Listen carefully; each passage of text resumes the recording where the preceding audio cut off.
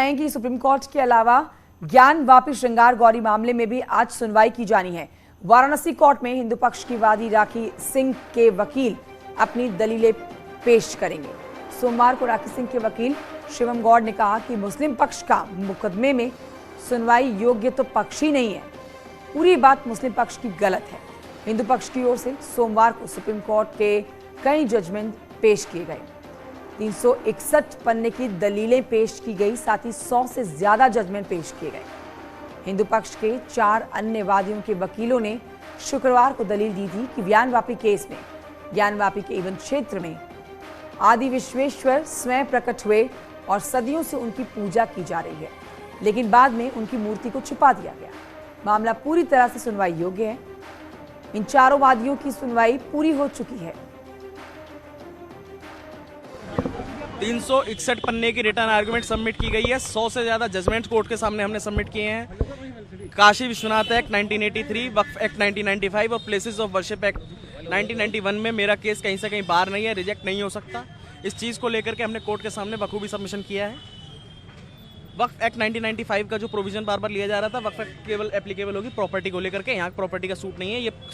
ये जो केस है केवल माँ श्रृंगार गौरी की वर्शिप तक है। माँ श्रृंगार गौरी की वर्शिप किसी अंजुमन इंतजामिया कमेटी ने नहीं रुकवाई थी, अंजुमन इंतजामिया की नहीं रुकवाई थी। और वो जो पूजा जो वर्शिप माँ श्रृंगार गौरी की रुकवाई गई थी वो स्टेट ऑफ उत्तर प्रदेश के द्वारा रुकवाई गई थी।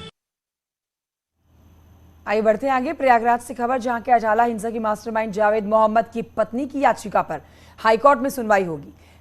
पीटीए के जावेद के घर बुलडोजर चलाए जाने के खिलाफ ये याचिका दायर की गई। जावेद की पत्नी परवीन फातिमा ने याचिका में गैर कानूनी तरीके से घर ध्वस्त करने का आरोप लगाया।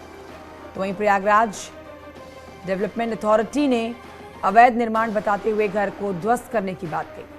दरअसल 10 जून को प्रयागराज के अटाला में हुई हिंसा के बाद 12 जून को जावेद पंप के घर बुलडोजर का एक्शन देखने को मिला।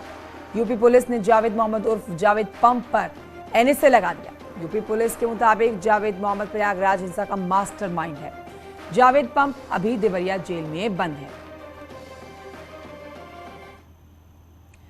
और अब आपको बताते हैं, जौहर यूनिवर्सिटी का हिस्सा कब्जाने के मामले में आजम खान की याचिका पर जारी नोटिस पर आज यूपी सरकार सुप्रीम कोर्ट में अपना जवाब दाखिल कर सकती है।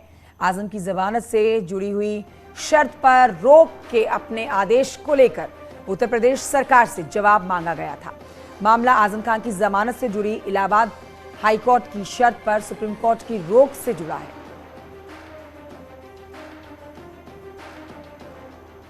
और अब आपको बताते हैं कि यूपी में ओबीसी की 18 जातियों को एससी कैटेगरी में शामिल करने की चुनौती देने वाली याचिका पर भी आज हाईकोर्ट में सुनवाई होगी। तो आज हाईकोर्ट और सुप्रीम कोर्ट कई जगह बहुत महत्वपूर्ण सुनवाई होने वाली है, जिसमें एक बड़ा मामला ये भी ओबीसी को एससी कैटेगरी में डाला जाए। इलाहाबाद हाईकोर्ट मई में ओबीसी की 18 जातियों को एससी सर्टिफिकेट जारी करने पर लगी रोक बढ़ा दी थी।